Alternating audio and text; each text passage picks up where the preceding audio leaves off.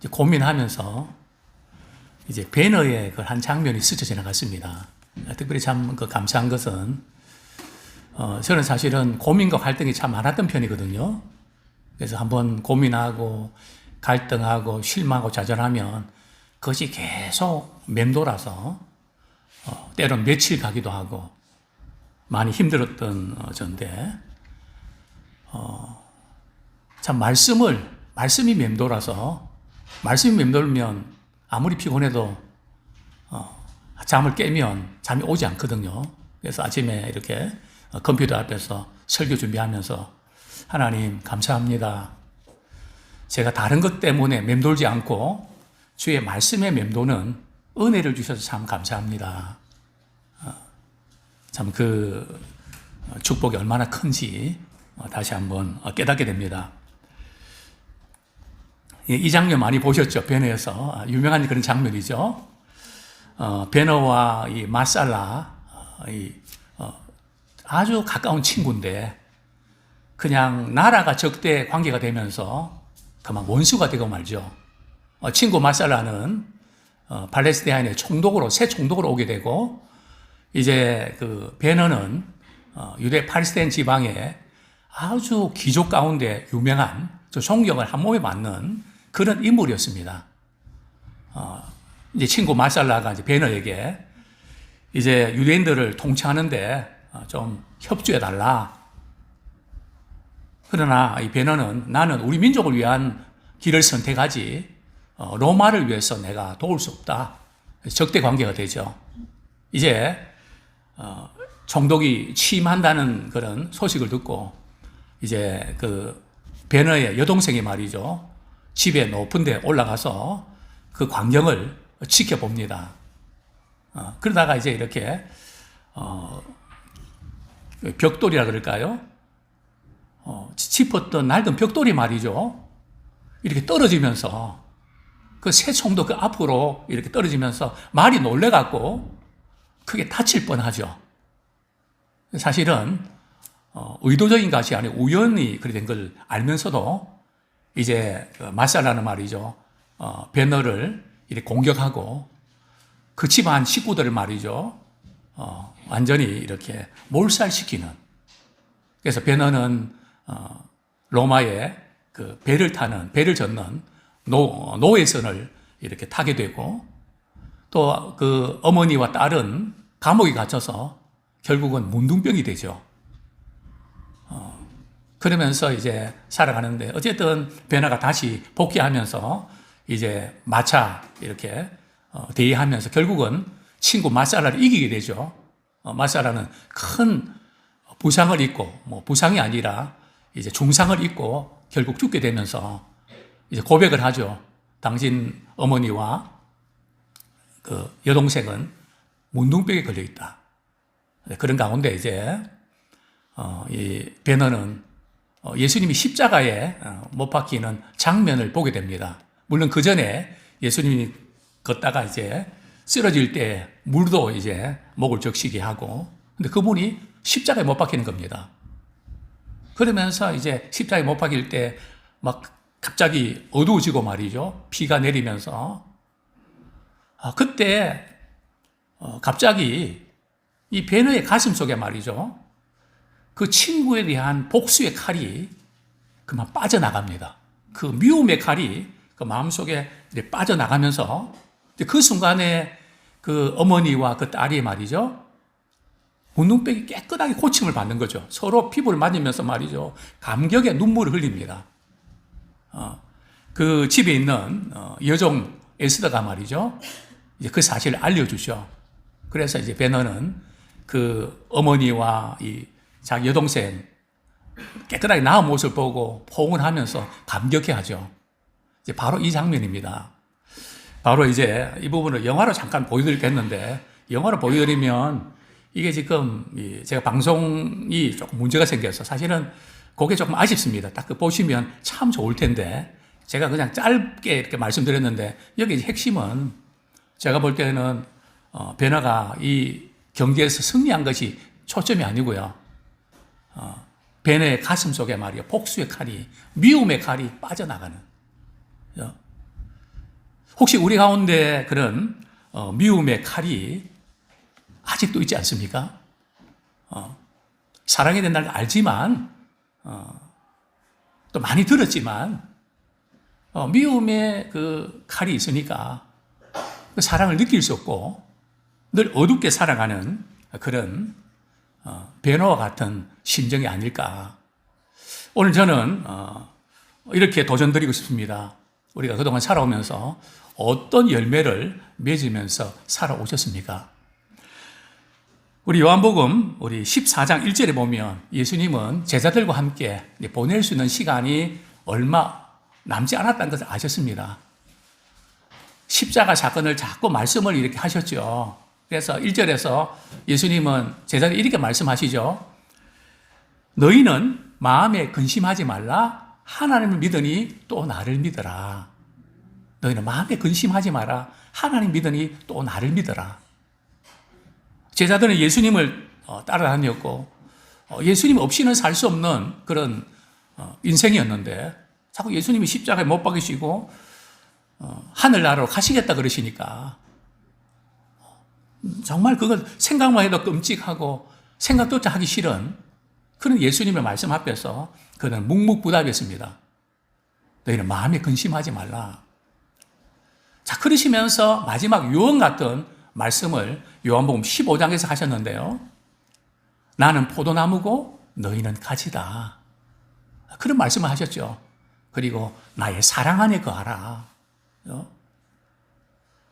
다른 사랑이 아니라 나의 사랑 안에 거하라. 그것이 근심을 극복하고 세상을 이기는 비결이다. 이렇게 말씀하셨죠. 여기서 포도나무의 가지의 비유, 그죠? 열매를 많이 맺으면 하나님께서 영광을 받으신다. 이 말씀에서 이 열매는 어떤 열매일까요? 바로 이 열매는 우리 15장 9절 말씀 제가 읽어드립니다. 아버지께서 나를 사랑하신 것 같이 나도 너희를 사랑하였으니 나도 나의 사랑 안에 거하라. 나의 사랑 안에 거하라. 이 포도나무와 이 가지의 이 비유가 사실은 많이 오해가 되고 있는 부분입니다. 열매를 많이 맺어야 된다. 이 열매가 어떤 열매일까요? 축복의 열매일까요? 성공의 열매일까요? 그죠? 이 세상에서 잘 되는 그런 열매일까요? 예수님 말씀하시는 열매는 그런 열매가 아니었습니다. 그죠? 그 열매는 바로 우리 구절에 있는 것처럼 아버지께서 나를 사랑하신 것처럼 나도 너희를 사랑했다. 그러니까 너희들도 그렇게 사랑해라. 그 열매를 맺으라는 거죠. 그죠? 사랑의 열매를 맺어야 된다. 우리 서리 옆에 있는 분이 그렇게 인사 나누기를 원합니다. 사랑의 열매를 나눕시다.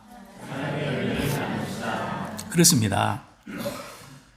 본문 16절에 보면 말이죠. 이 사랑의 열매를 언제 맺어야 되는가 하면 처음 예수 믿고 참 은혜 받을 때 그때 열매를 맺어야 되는 걸까요? 그리고 계속해서 교회에서 봉사도 하고 신앙생활 하면서 사랑의 갈등으로 인해서 힘들어하면서 그때는 안 맺어도 된다는 걸까요? 우리 16절 제가 읽어드리겠습니다. 하반절에 보면 너희로 가서 열매를 맺게 하고 또 너희 열매가 항상 있게 하여. 그죠? 그 열매가, 사랑의 열매가 언제 있어야 된다고요? 항상 있어야 된다. 그죠? 그래서 성경에서 항상 우리가 관심을 가져야 될 것이 범사에, 그죠? 항상 이 단어에 유념하셔야 됩니다. 성경에 그런 말씀 많이 나오죠. 범사에 감사하라. 항상 기뻐해라. 그죠? 그리스도 예수 안에서 너희를 향하신 하나님의 뜻이다. 그죠? 그래서 우리는 예수님께서 말씀하셨던 항상을 놓치시면 안 돼요. 거기에 보화가 들어있거든요. 항상 이렇게 하시라고 하는 것은 그만큼 안 되기 때문에 그렇게 말씀하시는 거거든요. 놓치기 쉽기 때문에 강조하는 겁니다. 그죠? 이 열매는 항상 있어야 됩니다. 또 저는 결혼식 때 이 말씀을 종종 전합니다. 고린도전서 13장 1절에 믿음, 소망, 사랑 이 세 가지는 언제 있을 것인데 항상 있을 것인데 그 중에 제일은 사랑이라. 그죠? 돈이 항상 있어야 되나요? 우리 있으면 좋죠. 명예도 항상 있어야 되나요? 있으면 좋죠. 항상 있어야 될 것이 뭐라고요? 믿음입니다. 또 뭐라고요? 소망입니다. 또 뭐라고요? 사랑입니다. 그 중에 제일은 뭐라고요? 사랑이다. 그래서 우리 신앙생활을 내가 제대로 하고 있는가 이렇게 점검하려고 그러면 내가 처음 예수 믿을 때 하나님을 사랑하고 교회를 사랑하고 또 우리 주변에 있는 사람들, 나와 관계된 사람들을 또 그렇지 않은 분들까지도 내가 점점 그 사랑하는 사랑이 증폭되느냐 아니면 축소되느냐 바로 그 부분입니다. 우리 예남의 모든 우리 성도님들은 다른 건 몰라도 말이죠. 사랑의 크레센도가 되기 원합니다. 크레센도는 과자 이름이 아니고 음표, 그죠? 음악의 부호인데 말이죠. 점점 강하게, 그죠? 음악에 이런 게 있잖아요. 점점 이제 크게 불러라. 디크리센도가 되면 안 돼요. 그죠? 요렇게 되는 거 있죠. 처음 예수 믿을 때는 사랑이 많았는데 점점 그냥 디크리센도가 되는 그것은 불행입니다. 신앙생활 몇십 년 해도 사랑이 메말라 버리면 고린도전서 13장 말씀합니다. 아무것도 아니라고요. 뭐 성공한 것 같고 돈도 뭐 제법 벌고 뭐 대단한 거 하지만 주님이 보실 때는 사랑이 없으면 내가 아무것도 아니에요.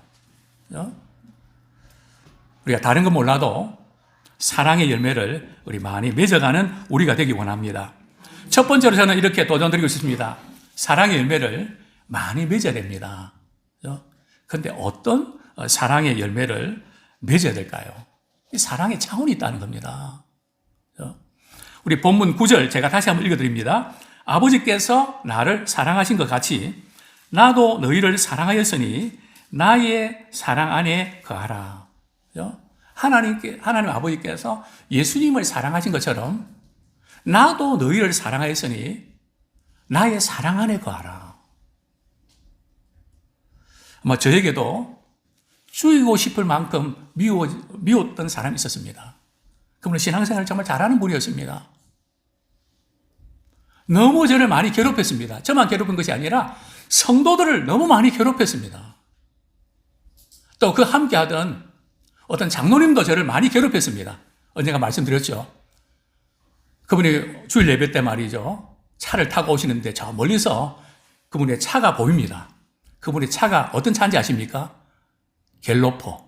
근데 제 눈에는 괴롭혀로 보입니다. 얼마나 저를 괴롭혔는지. 괴롭혀 또 오시네. 오늘은 안 오시면 좋은데 또 오시네. 얼마나 힘들었는지. 막 속에서 말이죠. 저는 다른 것보다 우리 성도들 힘들게 하는 분들 만나면 잘 못 견디거든요. 정말 세상 가운데에서 주님의 사랑받고 교회 안에서 참 행복하고 이래야 되는데 그분 때문에 슬퍼하고 마음 아파하는 그거 견딜 수가 없는 거예요. 막 그냥 죽이고 싶을 만큼 그때마다 저를 통제할 수 있었던 게 있습니다. 하나님께서 너를 이처럼 사랑해 주셨는데 주님의 사랑 안에 거하라고 했잖아. 너가 그런 마음을 갖는 거 맞는 거야? 아니죠. 하나님이 너를 사랑한 것처럼 그렇게 사랑해. 제가 그분이 이렇게 교회 들어오면 인사했을까요? 안 했을까요? 얼마나 웃으면서 인사를 잘했겠습니까? 그죠? 제 주특기가 미소 아닙니까? 그죠? 그게 가능하더라고요. 제가 원래 성격은 못하거든요. 제가 싫으면 상대 안 하거든요. 그죠? 딱 이렇게 마음에 안 들면 보기도 싫거든요. 그런 제가 목회를 하니 이게 바뀌지 않고는 목회가 되겠습니까? 주님 제 마음을 만져주시든지 바꿔주신데 해주십시오. 그분이 또 욕을 합니다. 욕을 하고 가십니다. 근데 하나도 슬프지도 않고 화도 안 납니다. 막 속에서 웃음이 나옵니다. 어쩌면 좀 미친 것 같기도 하고요. 그죠? 이게 맨정신에 이게 가능할까요? 그죠? 그래서 저는 깨달았습니다. 부부 사이에도 또 우리 거래처에 있는 사람들, 나를 많이 힘들게 하고 내 돈 떼먹은 사람, 너무 힘들게 한 사람 많이 있지 않습니까? 간혹 있지 않습니까? 그럴 때 하나님이 사랑한 것처럼 너희도 사랑할 수 없겠니? 하나님 우리에게 원하시는 사랑은요, 감정적인 그런 사랑 아니에요. 그죠? 하나님이 사랑으로 하셨기 때문에 그렇게 사랑하는 거예요. 그게 더 큰 사랑인지 아십니까? 하나님께서 우리에게 원하시는 사랑은 그 사람이 나에게 잘해주기 때문에 사랑하는 거 아닙니다. 또 내가 그 사람한테 얼마나 잘했는데 그 사람이 나한테 그럴 수가 있나. 우리 부모님들은 우리 자녀들에게 내리 사랑을 베풀고 그 자녀들이 미치지 못할 때 그것 때문에 미치면 안 돼요. 섭섭해 하시면 안 돼요. 우리 예수님은 우리 십자가 지시면서 한 번도 섭섭하다 말씀 안 하셨거든요. 한 번도 상처 안 받으셨거든요. 아버지께서 나를 사랑하신 것처럼 나도 너희를 사랑했으니 너희도 서로 사랑해라. 우리의 사랑의 차원은 어떤 차원이라고요? 하나님이 나를 사랑하신 것처럼. 그 사랑 어떤 사랑일까요? 먼저 사랑해 주셨어요. 그 사람이 전화하면 나도 전화하지. 내가 죽었다 깨도 내가 먼저 전화하나 봐라. 전화하세요. 먼저 사랑하셨습니다. 여러 가지 부족한 거, 실수, 정말 실망스러운 거 너무 많음에도 불구하고, 그럼에도 불구하고 하나님은 이처럼 사랑해 주셨습니다. 그리고 예수님은 어떻게 사랑해 주셨죠? 나 사랑할 만큼 했거든? 더 이상은 나 못하겠어. 예수님은 자기 제자들을 말이죠. 헤어질 걸 아시고 어떻게 사랑하셨다고요? 끝까지 사랑하셨다. 중간에 포기하지 마시고 끝까지 사랑하는 사랑의 열매를 맺기를 소원합니다. 그런데 사랑의 열매를 맺지 못하는 이유가 무엇일까요? 그죠? 사랑의 열매를 맺고 싶은 마음은 우리가 간절한데요.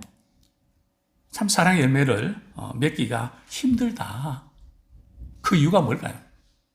여러 가지 이유가 있지만 그 중에 하나, 우리가 자라나면서 받았던 마음의 상처들, 사랑하는 분들이 너무 일찍 우리 곁을 떠나갈 때 그 실망, 좌절, 충격들, 바로 그런 것들이 상처가 되어서 말이죠. 그 상처가 우리가 주님의 사랑을 만나면 은사가 되고 축복이 되거든요. 그러나 이 상처로 끝나면 결과적으로는 삐뚤어진 마음이 형성이 됩니다. 그죠? 우리는 어느 편이죠? 상처가 축복이 되고 은사가 되기를 소원합니다.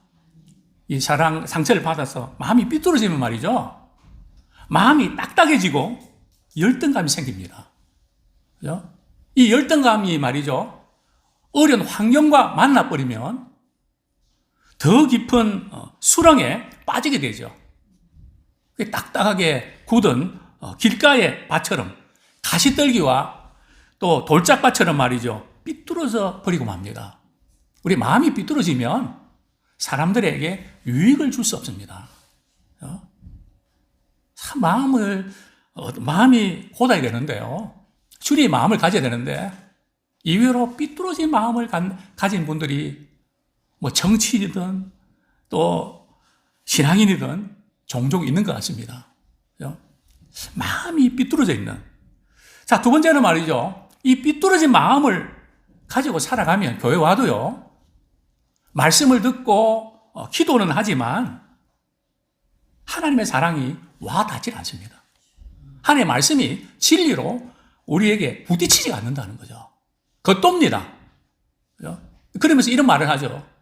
예수님이니까 그렇게 사랑하셨지. 우리 같은 사람이 어떻게 사랑해? 그 사람이 나한테 이랬기 때문에 내가 이러는 거지. 내가 그냥 그러는 거야. 그죠? 사랑하지 못할 이유를 자꾸 만들어냅니다. 그죠? 사랑해야 될 이유를 만들어내야 되는데 사랑할 수 없는 이유를 자꾸 만들어낸단 말이죠. 그래서 이제 문제가 생기는 거죠. 사단의 유혹에 쉽게 빠집니다. 그죠? 말씀이 우리 마음밭에 남아 있어야 되거든요.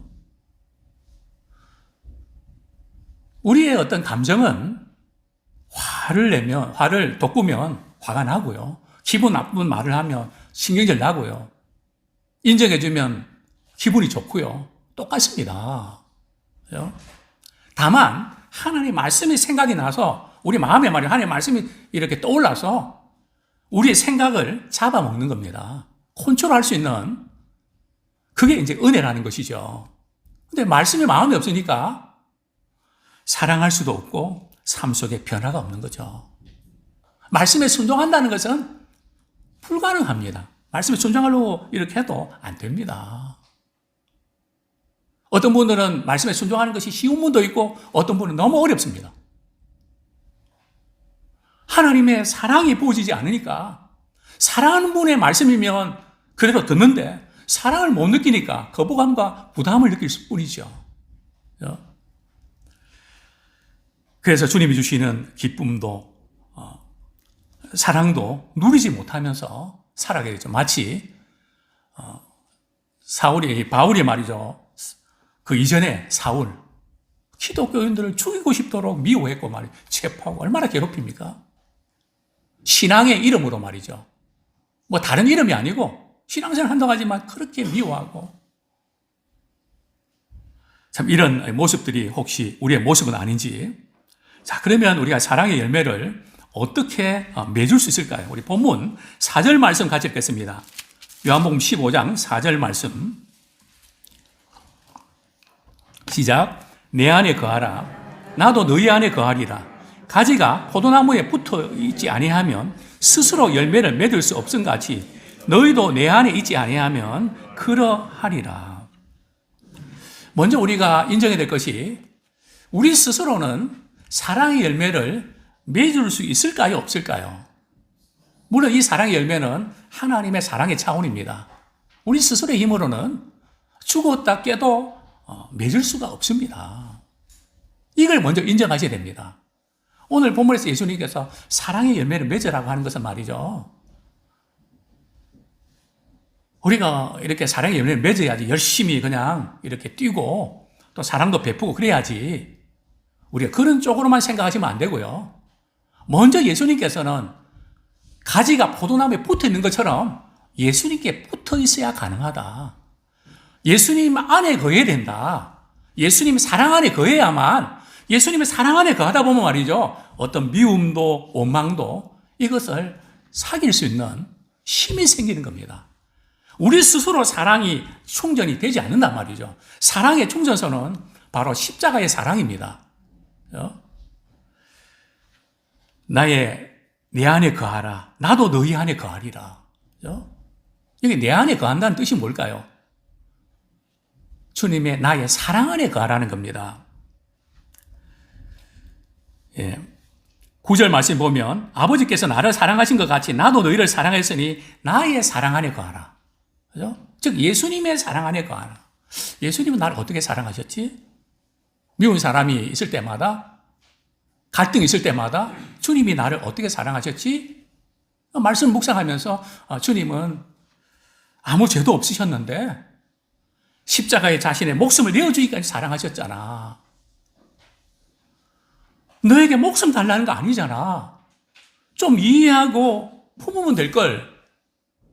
자존심 때문에 그렇게 품지 못하고 그거 아니잖아. 주님의 사랑 안에 거하다 보면 이건 아니지.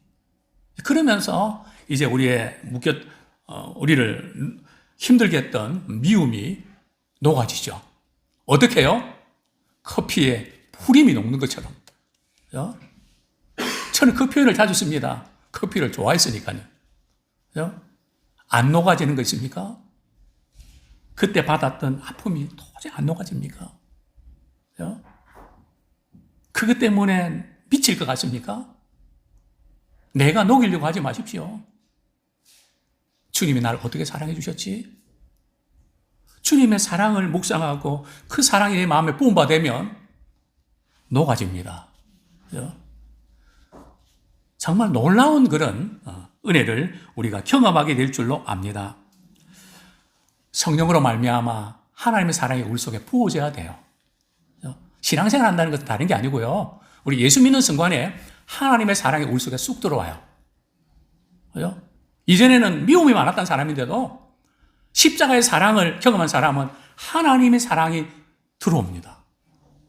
하나님의 사랑 안에 거하고 그 사랑이 우리에게 부어지거든요. 쫄쫄쫄 흐르는 게 아니라 부어질 만큼 그 사랑은 큽니다. 그래서 사도 바울은 하나님의 사랑이 나를 강건하시는도다. 그렇게 핍박하고 죽을 고비를 넘기면서도 선교에 올인할 수 있었던 것은 하나님의 사랑이 부시했기 때문에 가능했습니다. 그렇습니다. 사랑의 열매를 어떻게 맺을 수 있을까요? 목사님, 제가 다 아는데요. 사랑해야 되는 거 다 아는데요. 제 그 마음은 그렇지 못합니다. 한번 우리 되돌아보면 우리가 언제 하나님의 사랑이 불덩어리 같았을까요? 처음 예수 믿고 그 사랑, 그 은혜 감격할 때 아닙니까? 눈물로 말이죠. 내 생애를 주님께 드리겠다고 감격했던 그때 아닙니까? 그런데 언제부터 우리의 사랑이 싸늘하게 식어졌을까요? 그 사람이 그렇게 잘못해서 그런 걸까요? 내가 싫어하는 것만 골라해서 그런 걸까요? 뭐 그럴 수도 있겠죠. 성경은 그 사람 때문에가 아니고 또 내 때문에도 아니고 그죠? 하나님의 사랑이 우리 속에 들어오면 그 사랑 안에 거하면 그 사람이 나의 속을 새기고 힘들게 하고 해도 그 사랑으로 다 덮어버린다는 거죠. 사랑은 금지할 법이 없다 그랬거든요. 하나님의 사랑이 부어지면 그 어떤 것도 극복할 수 있는 힘이 생깁니다. 하나님의 사랑 안에 거하라. 어떻게 해요? 나의 계명을 지키면, 그죠? 예수님께서 하나님의 계명을 지켜서 하나님의 사랑 안에 거했다고 말씀하시고 있거든요. 우리도 마찬가지입니다. 우리 본문 10절 말씀 같이 읽겠습니다. 아마 신앙생활 오래 한 분들이 이게 약할 겁니다. 그죠? 15장 10절 시작. 내가 아버지의 계명을 지켜 그의 사랑 안에 거하는 것 같이 너희도 내 계명을 지키면 내 사랑 안에 거하리라. 하나님의 사랑이 부어지고요. 또 예수님의 사랑을 계속 경험할 수 있는 비밀번호가 뭔지 아십니까? 요즘 참 비밀번호 기억하는 게 참 어려운 것 같아요. 저도 이 숫자 잘 까먹거든요. 비밀번호를 몇 번 바꾸기도 합니다. 하나님의 사랑의 비밀번호가 몇 번일까요? 그 비밀번호는 바로 주님의 말씀에 순종하는 것입니다. 순종하면 하나님의 사랑이 부어집니다. 사랑할 힘이 없는 분들 있습니까? 주님의 말씀에 순종하시면 사랑할 수 있는 힘이 생기고 영적인 생명력이 생깁니다. 신명기 30장에 나오죠. 사랑하면 계명을 지킬 수 있는 힘이 생기고요. 사랑할 수 있는 힘이 생깁니다. 바로 그 차이입니다. 그때나 지금이나 똑같은 줄 압니다. 그렇습니다. 우리는 주님의 사랑 안에 거하는데요. 사랑 안에 거한다는 게 뭘까요? 내 안에 거하라는 것이 무슨 뜻일까요? 그것은 바로 그리스도와 지속적인 교제를 하는 겁니다. 그죠? 계속 말씀과 기도를 통해서 말이죠. 주님과 지속적인 교제. 그죠? 그래서 우리의 삶 속에서 말씀이 생각나면 된 겁니다. 말씀이 뜨세요? 안 뜨세요? 말씀이 떠야 되거든요. 우리가 슬픔과 좌절에 부딪히면, 좌절에 사로잡히면 말이죠. 이런저런 것들이 막 뜨거든요. 그러면 정신을 못 차리죠. 기진맥진해지죠. 말씀이 떠야 됩니다. 말씀이 뜨기 위해서는 말씀을 암송하고 말씀을 가까이 하셔야 됩니다. 우리 옆에 있는 분이 그렇게 한번 살짝 인사해 보시죠. 말씀이 뜨세요? 안 뜨세요? 말씀이 뜬다 그러면요. 정말 복입니다. 고민과 갈등과 상처가 떴다면 이제는 말씀이 뜨기 원합니다. 그것은 하루 이틀이 아니고요. 계속 삶 가운데 말씀 묵상하면서 순종하면서 주님과 지속적인 교제를 할 때 우리는 그리스도의 사랑 안에 거하게 되고 그리스도의 사랑 안에 거하게 되면 누가 뭐 나를 괴롭히기 힘들어도 말이죠. 그것을 다 극복할 수 있는 힘이 생깁니다. 그죠? 내가 뭔가 하려고 하는 것이 아니라 그리스도의 사랑이 모든 것을 이기게 하는 줄로 믿습니다. 예수님이 요한복음 13장 1절에서 말이죠. 자신이 세상을 떠나 아버지께로 갈 것을 아시고 자기 사람들을 말이죠. 끝까지 사랑하셨습니다. 이제 예수님은 이제 십자가 지실 그런 시간들이 타임이 점점 가까이 다가오고 있는데요. 자, 그런데 예수님은 제자들과 최후의 만찬을 하고 싶어 하셨죠. 예수님의 심정을 한번 돌아가 보면 예수님께서 제자들과 말이죠. 최후의 만찬을 하고 싶으셨을까요? 저 같으면 정말 안 하고 싶었을 겁니다. 왜요? 베드로는 말이죠. 신앙 고백도 하고 그랬지만 예수님을 3번씩이나 부인할 것을 예수님은 아셨거든요. 뿐입니까? 가룟유다는요. 돈 받고 예수님 배신 때리려고 했잖아요. 그죠? 그런 사람과 같이 식사를 같이 한다고요? 너무 싫죠. 다른 제자들도 뿔뿔이 흩어지지 않았습니까? 그죠? 그런 제자들과 사랑하고 싶었겠습니까? 물론 예수님은 그럴 수 있다고 생각합니다. 그러나 예수님도 인간의 몸을 입고 오셔서 우리처럼 피곤하고요, 속상하고요, 힘드셨습니다. 이사야서에 보면 말이죠. 장차 오신 메시아에 대해서 이렇게 예언합니다. 내가 헛되이 수고했다고. 내가 공연히 내 힘만 다했다고. 사랑을 다 쏟아부었지만 아무 쓸데고 소용이 없다고. 어쩌면 우리 부모들이 심정 간혹 느끼는 그런 거 아닙니까? 물론 뭐 실제로 그렇지는 않겠지만 넋두리를 하게 되지 않습니까? 또 예수님께서도 복음서에 보면 이렇게 말씀하십니다. 내 마음이 민망해서 심히 죽게 됐다고. 그죠? 참 민망해서 뭐라고 말할 수 없을 그런 상황들이 우리가 있지 않습니까? 제자들을 그렇게 사랑하고 싶어서 6월절 잔치를 갖고 싶어 하셨을까요? 감정 아닙니다. 그들을 구원해 줘야 되겠다고 하는 그 하나님의 사랑이 작동해서 그런 거죠. 자, 두 번째로 사랑의 열매를 맺으면 어떤 유익이 있을까요? 우리 요한복음 15장 11절 말씀 다 같이 읽겠습니다. 사랑의 열매를 맺는 사람의 두 가지 축복이 있는데요. 15장 11절 같이 읽겠습니다. 시작. 내가 이것을 너에게 이름은 내 기쁨이 너희 안에 있어 너희 기쁨을 충만하게 하려 함이라. 내 기쁨이, 즉 예수님의 기쁨이 너희 안에 있다.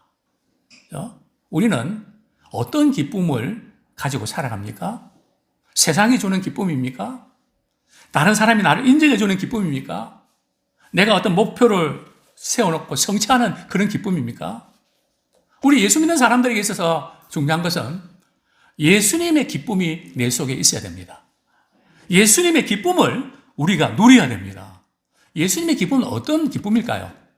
하나님의 말씀에 순종하는 기쁨입니다. 또 하나님의 사랑을 실천하는 기쁨입니다.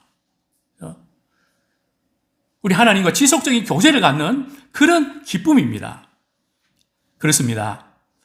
예수님이 내가 너희를 사랑한 것처럼 너희도 그렇게 사랑할 수 없겠니? 그런 우리 사랑할 때에 예수님이 주시는 그 기쁨이 우리에게 넘치기 원합니다. 하나님의 사랑을 받으면 말이죠. 사랑을 나누어 주고 싶고요. 또 사랑을 받고 나누면 기쁩니다. 그죠? 우리 모두가 다 경험하지 않았습니까? 우리가 처음 주님 만났을 때. 그죠? 나 같은 죄인을 주님이 용서해 주셨다고 하는 사실 때문에. 그죠? 그 사랑을 우리가 깨닫게 될 때 얼마나 마음이 기쁩니까? 그죠? 어떤 분은 제게 그럽니다. 목사님은 어떻게 항상 그렇게 기뻐할 수 있냐고. 뭐 저도 슬퍼할 일이 없겠습니까? 속상한 일이 없겠습니까? 그런 것들이 늘 우리 앞에 있지만 주 예수 이렇게 날 사랑하니 나는 기쁘고 즐겁도다. 주 예수 이렇게 사랑하니 나는 참 기쁘다. 어떤 상황이 우리가 찾아와도 주님이 나를 사랑한다는 그 절대적인 사실 때문에 기뻐하는 그 예수님의 기쁨이 우리 모두에게 있기를 소원합니다. 우리가 사랑하는 감정이 생겨서 사랑할 수 있다는 것 귀한 일입니다. 그러나 사랑할 수 없고 미워할 수밖에 없는 상황 속에서도 주님이 나를 이렇게 사랑하셨고 하시고 그 주님이 사랑하러 가시니까 제가 사랑할게요. 그렇게 사랑하는 것이 더 귀한 일입니다. 사랑하기 싫어도 사랑하십시오. 그러면 사랑할 수 있는 마음까지도 주십니다. 감정까지도 주십니다. 정말 예수님의 그 기쁨은 삶의 우선순위가 바로 세워졌을 때 하나님 먼저, 그리고 다른 사람을 섬기는 것, 그리고 자신의 유익을, 이것이 균형을 이룰 때에 아마 이런 복이 있는 줄 압니다.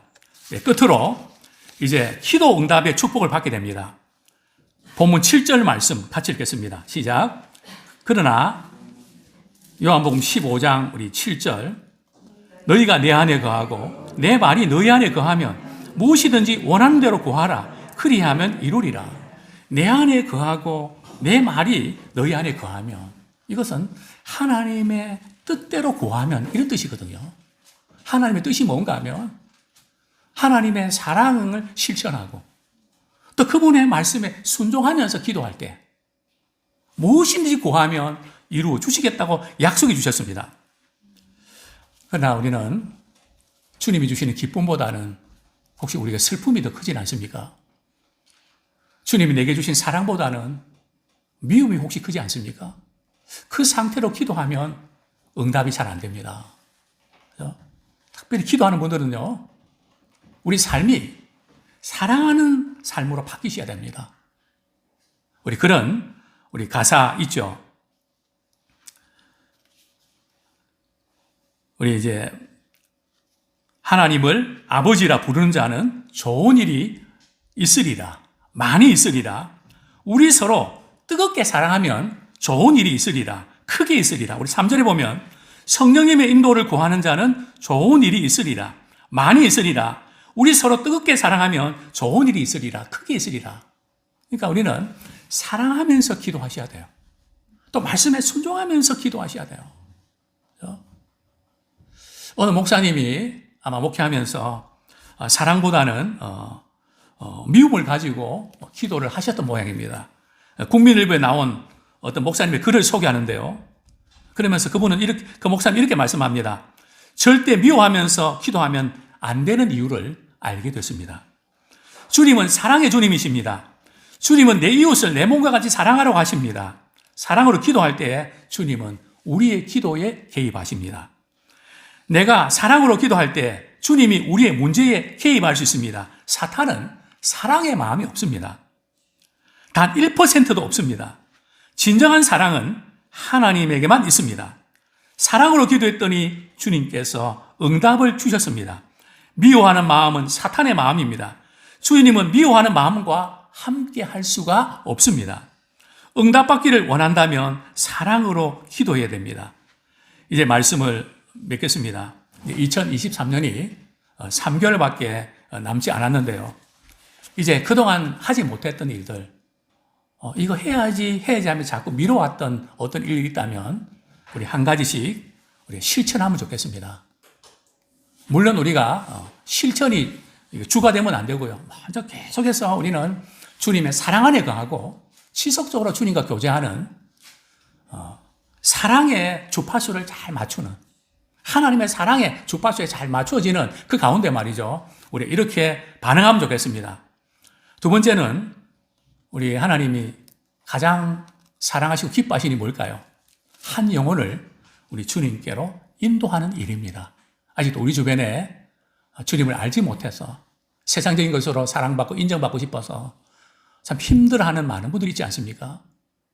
참 허탈한 그것을 위해서 붙잡고 있는 그들에게 24시간 메인 때인 우리가 그 사랑을 받을 수 있는 하나님의 사랑, 그 복음을 우리가 증가하는 우리 3개월이 되기 원합니다. 그래서 우리 계속해서 새가족 환영이 이어지는 우리 교회가 되면 좋겠습니다.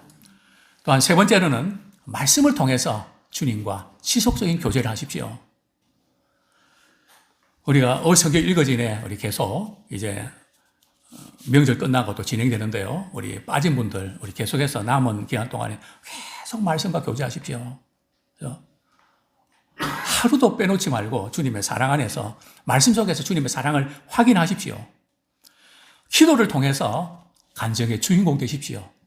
사랑하면서 또 말씀에 순종하면서 기도하면 무엇이든지 하나님 응답하십니다.